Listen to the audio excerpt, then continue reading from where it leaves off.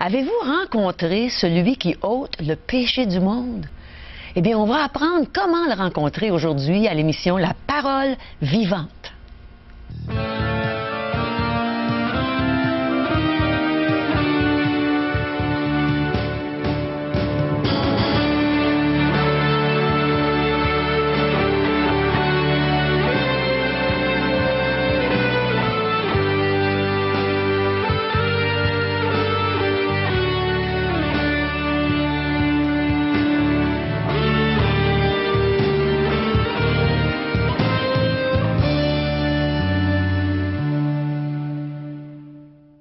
Bonjour, chers téléspectateurs. Je veux vous remercier du privilège que vous nous donnez d'entrer chez vous aujourd'hui pour partager la parole vivante. Alors aujourd'hui, on est fidèles, on aime ça vous présenter un bon témoignage et je pense que vous allez aimer le témoignage que vous allez entendre aujourd'hui. On a un bon vidéoclip aussi avec un chant qui va toucher vos cœurs. Et bien sûr, le pasteur Régent Joly est avec nous pour partager la parole de Dieu avec nous. Mais n'oubliez pas qu'on aime entendre vos questions, vos remarques au sujet de nos émissions. Alors n'hésitez pas de nous contacter à 1-877-L'Espoir, 1-877-537-7647 ou allez sur notre site web espoir.ca.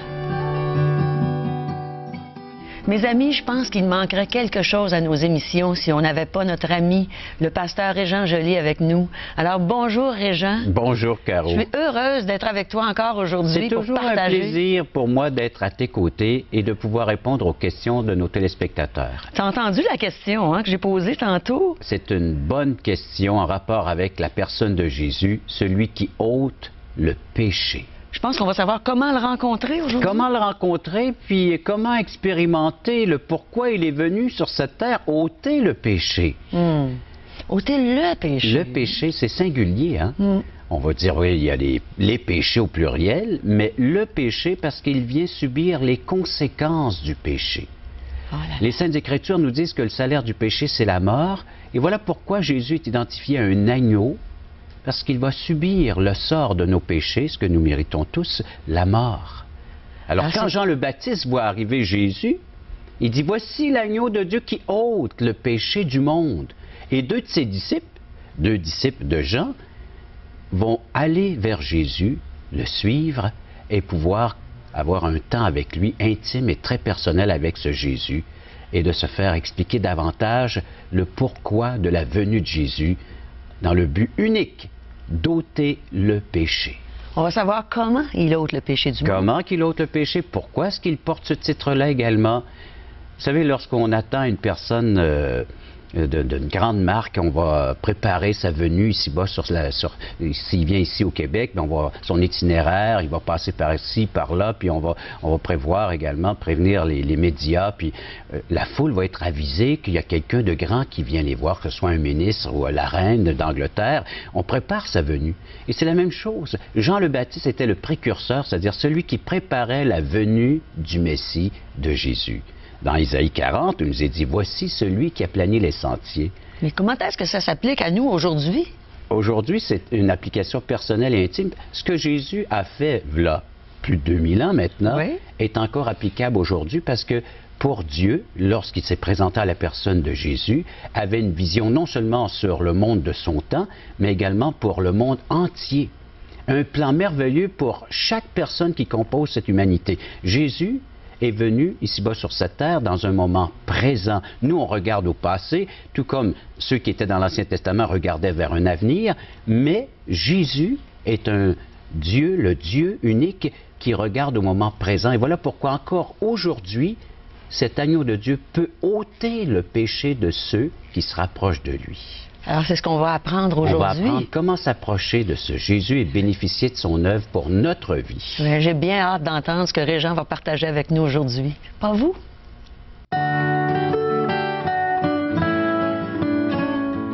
Chers amis, nous vous invitons souvent et régulièrement dans le cadre de l'émission Parole vivante à accueillir Jésus comme votre sauveur personnel. Mais qu'est-ce que cela veut dire? Avec l'aide d'un témoignage, on va répondre à cette question. On a le plaisir d'accueillir aujourd'hui à l'émission Parole vivante M. Frank Denbrook. Frank, bienvenue. Bonjour, Régent. Raconte-nous cette histoire de cette rencontre que tu as eue un jour sur cette route de la vie avec le Seigneur Jésus en tant que ton sauveur. Mais en écoutant, vous allez voir que je ne viens pas de Québec, un petit accent. Originaire d'où? Je viens d'Ontario. Ça fait 33 ans que je demeure ici dans différentes villes et villages au Québec. Et cette histoire, donc, de cette rencontre avec ce Dieu qui s'est fait chair, qui venait habiter parmi nous, tu l'as rencontré personnellement? Oui, et on recule justement à l'année d'Expo, la première fois que je suis venu au Québec, 67. Mais à travers cet été, j'étais en période de réflexion, de questionnement. Au début de l'été, j'avais rencontré un groupe de jeunes à mon école, mais qui m'a parlé d'une relation avec Jésus-Christ. Moi, j'avais tout mis ça de côté, ça faisait déjà un bout de temps. Mais ça m'intéressait. Puis à travers l'été, j'ai été invité à des rencontres de jeunes, des témoignages, et il y a un cheminement qui s'est fait. Jusqu'à l'automne. En septembre, j'ai été invité par ce groupe à Toronto pour une croisade avec Billy Graham. Puis encore là, l'appel de Dieu dans mon cœur, c'était fort. Je me voyais comme un pécheur, je voyais à travers l'été, comment Jésus m'aimait, comment il s'est donné sur la croix parce qu'il m'aimait. Et j'étais attiré à ce message, mais j'avais peur. Je dis, qu'est-ce que ça va venir déranger dans ma vie? Donc, il y avait cette tourmente tout l'été dans mon cœur. Jusqu'au mois de septembre, en 1967, un soir, j'ai dit, mais écoute, là, je serai le plus grand fou au monde d'avoir compris ce message si beau de l'Évangile de Jésus-Christ et de virer le dos et dire non merci. Alors, ça serait une des plus grandes folies que tu aurais fait dans la vie de laisser passer cette invitation et cette occasion. C'est ça. Puis un soir, au mois de septembre, avec un ami, j'ai prié et j'ai demandé au Seigneur ce soir-là, d'une manière très sincère, de me pardonner pour mon péché, de mon indifférence, de mon orgueil. Et je l'ai invité dans mon cœur comme mon Sauveur et Seigneur. Un verset de la parole que j'avais bien aimé a mentionné « Voici, je me tiens à la porte et je frappe. Si quelqu'un entend ma voix et ouvre la porte, j'entrerai chez lui. Je demeure avec lui. » Alors, dans ce contexte, on voit que le Seigneur est déjà à l'œuvre, il frappe à la porte du cœur, et toi, tu devais répondre à son invitation de l'accueillir chez toi. Pendant quelques mois, il frappait, j'avais mes pieds contre la porte et tous les meubles, mais ce soir-là, je l'ai ouvert, je l'ai accueilli dans mon cœur. Et ça fait 30 quelques années. Et depuis ce temps-là, c'est sûr qu'il y a toute une orientation différente. J'avais comme ambition d'être ministre d'Agriculture dans ce temps-là. J'ai étudié en agriculture. Je suis devenu ministre de culte à travers les années. Alors, pasteur, responsable d'église. Oui. Et jusqu'à ce jour, maintenant, tu es responsable, ce qu'on appelle maintenant d'un camp de jeunesse ou d'un camp Patmos, familial. Oui, dans le Grand Nord, au lac Saint-Jean. Je m'occupe d'une base de plein air où on accueille des gens de partout dans la province, dans le but de passer une semaine agréable en vacances, entendre la parole de Dieu, encourager en famille et de donner des souvenirs extraordinaires dans la vie de nos familles, marcher d'une manière digne du Seigneur. Frank, je te remercie beaucoup de t'y avoir prêté, d'être venu raconter en bref cette histoire de relation que tu as établie maintenant, plus de 35 ans, avec le Dieu sauveur, le Dieu qui s'est incarné en la personne de Jésus-Christ et qui a pu se rendre jusqu'à toi, frapper à la porte de ton cœur.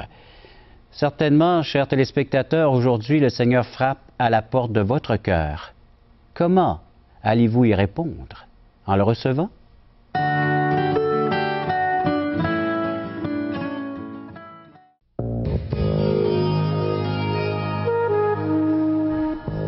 Mes amis, c'est avec joie que je peux vous dire que j'ai rencontré celui qui ôte le péché.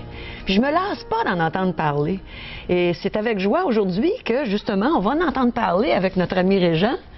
Alors, qu'est-ce que tu vas nous partager là-dessus? Tu l'as expérimenté dans ta vie. Ah, tu peux être sûr. Et moi aussi. Et on veut le partager avec nos téléspectateurs. Comment ôter le péché qui est en nous? On est tous aux prises avec ce péché et Dieu a pourvu un moyen efficace. On va lire le texte. Je pense que tu vas nous le partager. On va lire le texte dans l'Évangile de Jean, chapitre 1, verset 35. Dans le contexte, on va voir 5 personnes qui rencontrent le Christ. Aujourd'hui, on va en voir 2. 5 personnes dans le temps de Jésus. Dans le temps de Jésus qui ont rencontré le Christ. Et qu'est-ce qui a pu attirer ces gens-là vers la personne de Jésus? Alors, on va en voir 2 aujourd'hui. Entre autres, Jean chapitre 1, verset 35. Si vous avez une Bible, un Nouveau Testament, même l'Évangile de Jean, c'est suffisant pour les prochaines émissions parce qu'on va s'en tenir à l'Évangile de Jean. Moi, je me tiens pas loin puis je regarde dans la Bible. Oui, mais qu'on partage ensemble? Oui, Alors donc, verset 35. Le lendemain, Jean, on parle de Jean le Baptiste, était encore là avec 2 de ses disciples, et ayant regardé Jésus qui passait, il dit, « Voici l'agneau de Dieu. » Les 2 disciples entendirent prononcer ces paroles, et ils suivirent Jésus. Jésus se retourna, et voyant qu'ils le suivaient, il leur dit, « Que cherchez-vous? » Ils lui répondirent, « Rabbi », ce qui signifie « maître, où demeures-tu? » « Venez, leur dit-il. Voyez, ils allèrent et ils virent où il demeurait, et ils restèrent auprès de lui ce jour-là. C'était environ la 10e heure. La 10e heure, c'est environ 16 heures, 4 heures de l'après-midi. Ah, j'ai de la difficulté, moi, avec ça, les 10e heures, tout ça, mais là, tu vas nous l'expliquer. Alors, c'est ça, c'était en fin d'après-midi, c'était la 16e heure, c'était donc à 4 heures de l'après-midi. Il rencontre celui qui peut ôter le péché. Tu disais qu'il le suivait déjà sans savoir qui il était? Bien, déjà dans l'Ancien Testament, on annonçait sa venue. Ah. Et Jean le Baptiste était celui qui avait déjà été annoncé par le prophète Ésaïe. Alors, chez les Juifs, on leur enseignait depuis leur tout jeune âge ces vérités-là concernant la venue d'un Messie. Ah. Alors, ils connaissaient peut-être pas intimement, personnellement Jésus, mais ils en avaient assez entendu parler pour savoir qui il devait être. Alors, c'est pour ça qu'ils étaient attirés de le voilà suivre. Pourquoi qu'ils avaient déjà un cœur disposé en entendant puis en recevant l'enseignement des Saintes Écritures de l'Ancien Testament, ce qu'ils avaient déjà, ce qui était enseigné chez les Juifs dans les synagogues. Alors, à chaque sabbat, on lisait les Saintes Écritures. Ils ont grandi là-dedans, dans cette connaissance intellectuelle peut-être des Écritures. Donc, c'était des gens assez religieux dans ce cas-là? Ou... Tout le monde pratiquait la religion, le judaïsme. Alors, c'était depuis le temps de Moïse, avec les lois, les commandements. Et tout le monde avait une portion de cette loi et on la mettait en pratique. Oh là là. Alors, c'était très religieux. Ça, c'est vrai. Il y avait un bagage de religion chez les Juifs.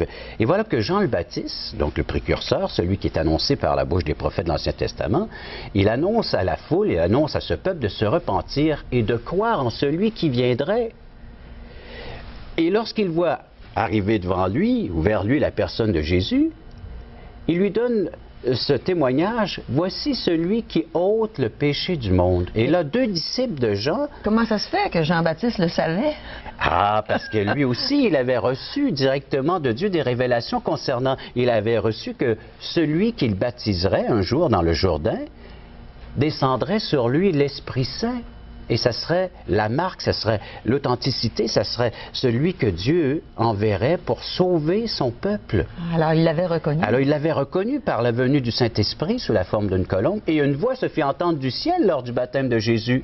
Et c'est Dieu lui-même qui a parlé et qui a dit, « Celui-ci est mon Fils bien-aimé, en qui j'ai mis toute mon affection, écoutez-le. » Alors, Jean était prêt, lui. Il avait reçu ces révélations directement de Dieu. Alors, il pouvait identifier très bien celui qui était là maintenant parmi eux. Ah, là, je comprends. Et puis, alors, en entendant cela, cette vérité-là, 2 disciples quittent Jean le Baptiste pour se mettre à suivre Jésus. Qu'est-ce qui a bien pu attirer ces 2 disciples? Juste le fait d'entendre, voici l'agneau de Dieu qui ôte le péché du monde. Parce que ça veut dire que Dieu avait préparé leur cœur pour ça? Oui. Certainement à travers, comme je te dis, l'enseignement qu'ils avaient reçu, mais aussi par l'Esprit de Dieu qui agit. Et encore, ce même Esprit agit dans ce monde où nous sommes, ce monde contemporain, dans nos semblables. Alors, ceux qui nous entourent, l'Esprit est à l'œuvre aujourd'hui. Il est en train de les convaincre par l'enseignement que nous leur apportons, ce partage que nous faisons. Ça n'a pas changé, c'est les mêmes méthodes. Dieu est le même, hier, aujourd'hui, il sera éternellement. Il travaille par son Esprit, il convainc, il attire des âmes vers lui. Et aujourd'hui, des gens qui entendent cette phrase-là, un besoin est suscité dans leur cœur de pouvoir rencontrer Jésus intimement, personnellement, de le suivre et d'aller vivre avec lui parce qu'ils l'ont côtoyé, ils sont allés vivre, ils sont allés dans sa demeure et Jésus leur a partagé davantage concernant certainement cette belle vérité, le but pour lequel il était venu, enlever le péché. Juste vous lire le verset 29. Alors, c'est juste précédant nos versets, toujours dans Jean 1, 29. Alors, le lendemain, il vit Jésus venant à lui, il lui dit, toujours en ce concernant Jean-Baptiste, « Voici l'agneau de Dieu qui ôte le péché du monde. » C'est la 2e fois là, que Jean le Baptiste, en voyant Jésus, le désignait comme étant celui qui a le pouvoir d'ôter le péché. D'où vient cette histoire-là? Est-ce que ça veut dire que Jean-Baptiste savait qu'il devait l'annoncer aux gens, et qu'il devait faire comme place à Jésus. Il connaissait son plan, il connaissait son ministère, il connaissait le but, le pourquoi que lui, il était là, son existence. Il avait une mission à accomplir face à Dieu et face au Messie. Alors, et puis on ça, a plus c'était besoin annoncé. Ceux qui veulent lire ça dans l'Évangile de Luc, on peut voir la naissance de Jean le Baptiste avec son père, sa mère, et son parent également avec Marie et puis Joseph, les parents de Jésus. Alors, on peut voir ça dans la même époque. Mais cette connaissance de celui qui ôte le péché du monde, ça nous ramène encore à la loi de Moïse et à toutes ces pratiques religieuses du judaïsme. Parce que lorsqu'on péchait dans la journée, à la fin de la journée, on devait aller offrir, on prenait dans nos troupeaux une brebis qui était sans tache, une de nos plus belles brebis, hein, et puis on allait l'offrir en sacrifice. C'est-à-dire qu'il fallait aller voir le prêtre de ce temps, le grand prêtre, apporter notre agneau, notre brebis, et s'identifier avec elle, en imposant notre main sur elle. Alors, les disciples qui suivaient Jean le Baptiste... Mais comment est-ce qu'ils savaient qu'il fallait qu'ils fassent ça? Parce que Dieu avait tout prescrit ça par la loi de Moïse, et c'est devenu des pratiques religieuses et il devait le faire couramment et assez souvent dans l'année d'offrir cet agneau. Alors, on prenait cet agneau de notre troupeau et on l'emmenait devant le prêtre et on s'identifiait, on dit « J'ai péché aujourd'hui envers Dieu, j'ai fait ce qui est mal, je n'ai pas obéi à ses lois, j'ai offensé Dieu par mon comportement aujourd'hui et voici l'agneau que j'offre pour mon sacrifice. » C'est ce que la loi ordonnait. Est-ce que Dieu leur pardonnait à ce moment-là? Ou... Dieu couvrait le péché. Okay. Le temps, c'était cette brebis à laquelle on devait s'identifier en imposant notre main, dire et cette brebis était offerte en sacrifice sur l'autel du sacrifice, elle était égorgée, et elle donnait sa vie pour celui qui venait de s'identifier avec cette brebis. Pauvre petite brebis! Oui, puis il y en a eu, on voit dans l'Ancien Testament, alors chacun devait offrir sa brebis, et même le prêtre devait en offrir pour lui-même, étant lui-même un pécheur, puis il devait en offrir pour la nation. Mais les prêtres, eux autres, ils n'étaient pas parfaits, ils avaient besoin d'un sacrifice comme nous. Je suis content que tu dises ça, parce qu'on va aller lire dans Hébreux chapitre 10. Ils n'étaient pas infaillibles? Ils n'étaient pas infaillibles, ils étaient des pécheurs, et dans l'Épître aux Hébreux chapitre 10, il nous est dit, c'est Jésus encore, il dit, c'est pourquoi Christ, entrant dans le monde, dit, il parle à son Père, tu n'as voulu ni sacrifice ni offrande, mais tu m'as formé un corps. Tu n'as agréé ni holocauste ni sacrifice pour le péché, alors j'ai dit, voici, je viens. Alors, dans le rouleau du livre, il est question de moi, pour faire au Dieu ta volonté. Et après avoir dit d'abord, tu n'as voulu ni agréer ni sacrifice ni offrande, ni holocauste ni sacrifice pour le péché, ce qu'on offre selon la loi, il dit ensuite, voici, je viens pour faire ta volonté. Alors, il supprime ainsi la première chose pour établir la seconde, et c'est en vertu de cette volonté, de la volonté de son Père, que nous sommes sanctifiés par l'offrande du corps de Jésus-Christ une fois pour toutes. Hébreux 10, le verset 10. Une fois pour toutes. Alors ça s'applique à nous et aux sacrificateurs Maintenant, et aux c'est applicable à nous aujourd'hui. Chacun d'entre nous, ces personnes-là qui sont à l'écoute, vous qui êtes à l'écoute présentement, vous pouvez, au lieu de vous identifier comme autrefois le faisait le Juif avec sa brebis, qu'il prenait son troupeau, maintenant le Juif est appelé à s'identifier à ce que le Christ soit venu sur cette terre, qu'il a subi, il a payé ce que nous méritions. Le salaire du péché, c'est la mort. Christ est mort et voilà pourquoi c'est le péché. Il venait porter le salaire, il venait subir la condamnation que le péché nous faisait chacun d'entre nous mériter. Et alors, il l'a subi à notre place, et par le fait même, nous, aujourd'hui, au lieu de subir ce que je mérite selon mes péchés, je m'identifie à Jésus-Christ, ce qu'il a fait à la croix pour moi, et je suis épargné. Je n'ai plus à subir la séparation, c'est ça les conséquences du péché, d'être séparé de Dieu. Maintenant, je peux vivre parce que ce sacrifice est acceptable par Dieu lui-même. Une fois pour toutes, il peut nous rendre justes, nous déclarer justes devant Dieu. Mais comment est-ce que je peux être sûr de ça, moi, que Dieu me pardonne comme ça entièrement? On va lire le reste de Hébreux chapitre 10, verset 11. Tandis que tout sacrificateur fait chaque jour le service et offre souvent les mêmes sacrifices qui ne peuvent jamais ôter les péchés, il ne faisait que les couvrir, lui, toujours en rapport avec Jésus, après avoir offert un seul sacrifice pour les péchés, s'est assis pour toujours à la droite de Dieu. Pourquoi est-ce qu'il est assis? Parce que son œuvre est accomplie. Alors il attend désormais ses ennemis soient devenus son marchepied, car par une seule offrande, il a amené à la perfection pour toujours ceux qui sont sanctifiés.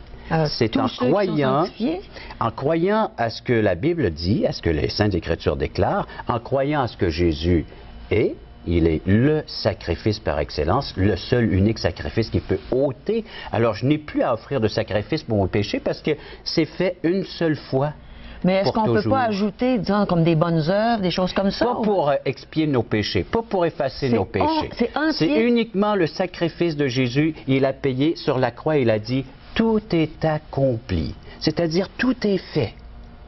Le salaire du péché, c'est la mort, mais le don gratuit de Dieu, c'est la vie éternelle en Jésus-Christ notre Seigneur. C'est Romains 6, 23 que je viens de vous citer comme ça par cœur. Merci beaucoup, Régent. Alors, mettez votre confiance. Est-ce que Jésus est celui qui a ôté ton péché? Sinon, il peut le faire maintenant, aujourd'hui, si tu le lui permets de le faire. Il a ôté le péché du monde, il a ôté mon péché, il a ôté ton péché, oui, Régent. C'est merveilleux. Moi, ça fait 29 ans qu'il a ôté mon péché. Et c'est bien parce que on va écouter un chant de France André qui dit « Il a fait tout ça pour moi et pour toi ». N'est-ce pas merveilleux d'entendre ça? Alors, ça va nous permettre de méditer sur le beau message que Régent vient de nous présenter. Voici France André.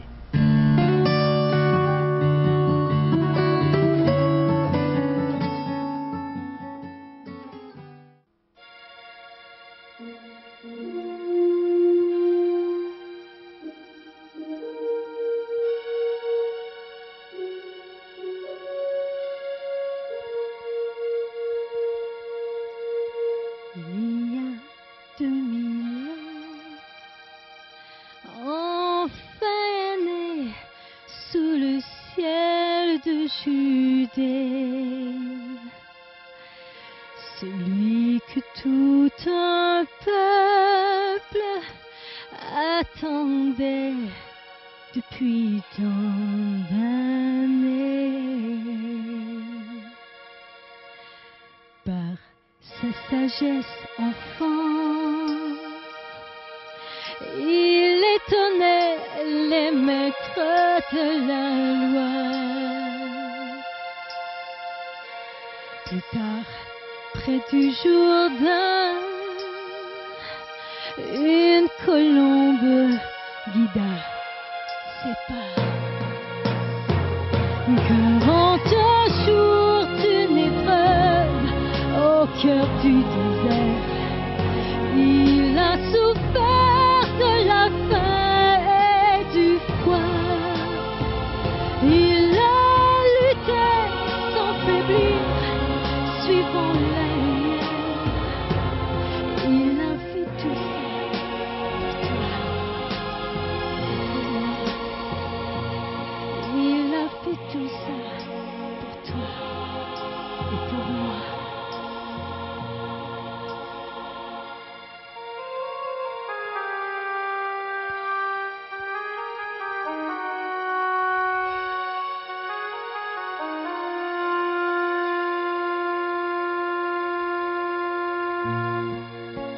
Il a marché selon et apaisé la colère du vent.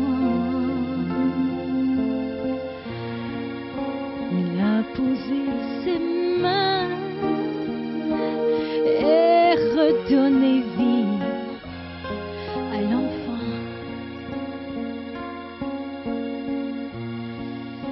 Il a donné du pain à tous les hommes qui l'écoutaient parler. Il apportait au monde un message d'amour et de paix. Abandonné et trahi, il fut condamné comme un voleur cloué sur la croix. Pour nous montrer le chemin, il s'est sacrifié. Il a fait tout ça pour toi et pour moi. Il a fait tout ça pour toi et pour moi.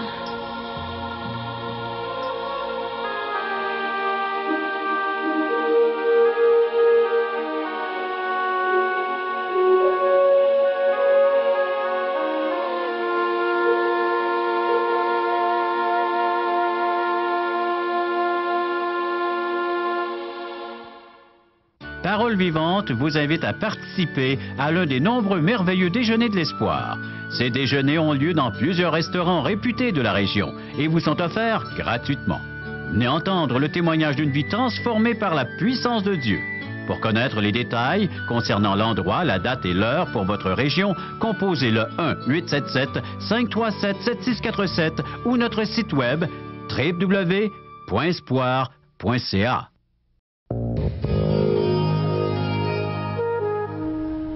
Alors maintenant, vous savez comment est-ce qu'on fait pour aller à un merveilleux déjeuner de l'espoir.